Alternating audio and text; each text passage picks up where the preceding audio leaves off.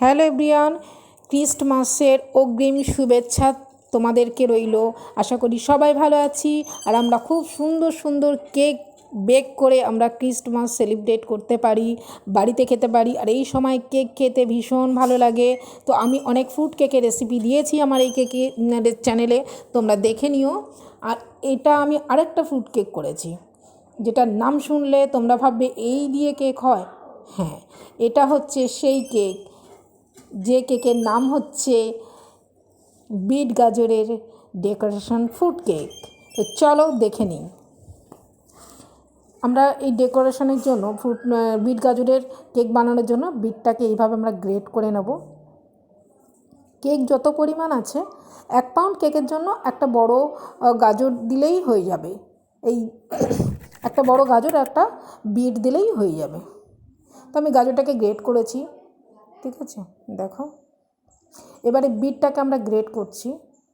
এটা যা গ্রেট করছি এটা আমি উপরে ডেকোরেশনের জন্য করছি। দেখো, এইভাবে দুটো পাত্রে তোমরা আলাদা আলাদাভাবে গ্রেট করবে, দুটো যেন মিক্সড না হয়ে যায়। মিক্সড হয়ে গেলে কালারটা ভালো আসবে না। তো চলো দেখে নিই এবার কীভাবে ডেকোরেশন করব। তো আমি ডেকোরেশনের ওপরে দিচ্ছি, এই ভিডিওটা দেখাচ্ছি, কিন্তু কিভাবে এই ফ্রুট কেকের ব্যাটারটা বানাই সেটা অন্য ভিডিওতে আছে বলে এই ভিডিওতে তোমাদের দেখাইনি। ওই ব্যাটারটা যখন বানিয়েছি তখন আমি বিট গাজর দিয়েই, আমি বেশি লাল হয়ে যাবে বলে আমি গাজরটা দিয়েছি। তোমরা যদি বিট দিতে পারো বিটও দিতে পারো।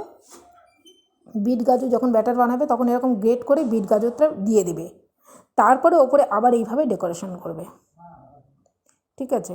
তো এই ডেকোরেশন করলে সত্যি খুবই ভালো দেখতে লাগে, আর খেতেও সত্যি একটা অন্যরকম স্বাদের খেতে হয়। তোমরা বাড়িতে বানাও, ভালোও লাগবে, অন্যরকম স্বাদ হবে, হেলদিও হবে। বাচ্চাদের জন্য বড়দের জন্য বেশ অন্যরকম একটা আনকমন টেস্ট ফিল করবে তোমরা। বিশেষ করে ক্রিসমাস চলছে, সবাই বিভিন্ন রকমের কেক খেতে, ফ্রুট কেক খেতে পছন্দ করবে, ঠিক আছে। তো আরেকটা দেখাচ্ছি। এই কেকটা একই ব্যাটার দিয়ে আমি আরেক রকম ডেকোরেশন করেছি, সেটাও দেখাচ্ছি তোমাদের। এরকম আমন্ড, কিশমিশ, কাজু বাদাম দিয়ে ডেকোরেশনটা করেছি। এই ভিডিওটা আমি এর সঙ্গেও দেখিয়ে দিলাম, যেহেতু আমি একসঙ্গে করেছি। তো এই ভিডিওটা সেই জন্য আবার তোমাদের দেখিয়ে দিলাম। এইভাবে ডেকোরেশন করেছি। তোমরা যদি ফ্রুটভাবে ডেকোরেশনও করবে, দেখতে খুব সুন্দর হবে। বেক হয়ে যখন উঠবে তখন খুব সুন্দর হবে। তো চলো এবার দেখে নিই কীভাবে আমরা বেক করব, বেক করে কীরকম লাগে। দেখো কত সুন্দর হয়েছে।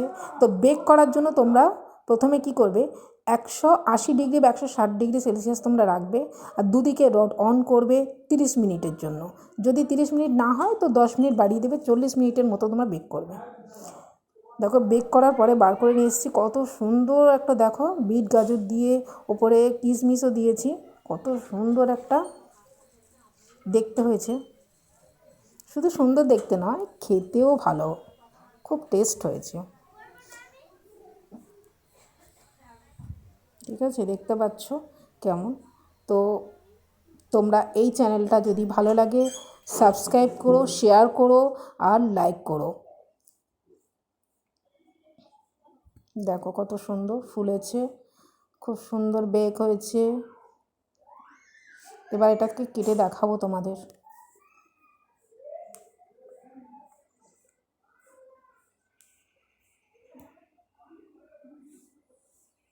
আমি এটা ওভেনে করেছি, মানে ওটিজিতে করেছি।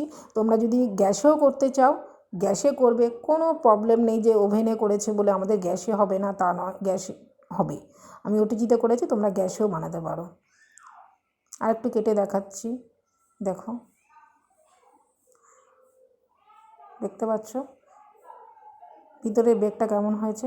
আর আরও যদি তোমাদের কিছু জানার থাকে আমার চ্যানেলে তোমরা সাবস্ক্রাইব করে পাশে থেকো, আমাকে কমেন্ট করে আমি উত্তর দেবো, তোমাদের যথেষ্ট আমি উত্তর দেওয়ার চেষ্টা করব। আর একটা মাফিনও কেক করেছি, মাফিন কেকটাও তোমাদের দেখাচ্ছি ভেঙে। এটা কেটে দেখালাম, মাফিন কেকটা দেখো আমি তোমাদের এটা ভেঙে দেখাবো কতটা বেকটা কেমন হয়েছে। দেখতে পাচ্ছ কত সুন্দর বেক হয়েছে, খেতে দারুণ টেস্ট হয়েছে। এটা আমি তো বানিয়েছি, খেয়েছি, টেস্টটা খুব সুন্দর হয়েছে। আমার মনে হয়েছিল তোমাদের সঙ্গে শেয়ার করা দরকার, তো আজকে শেয়ার করলাম। তো তো ক্রিসমাসে তোমরা এইভাবে বিভিন্ন রকম কেক করে বাড়িতে খাও। সবাই ভালো থেকো, সবাই সুস্থ থেকো, টাটা বাই।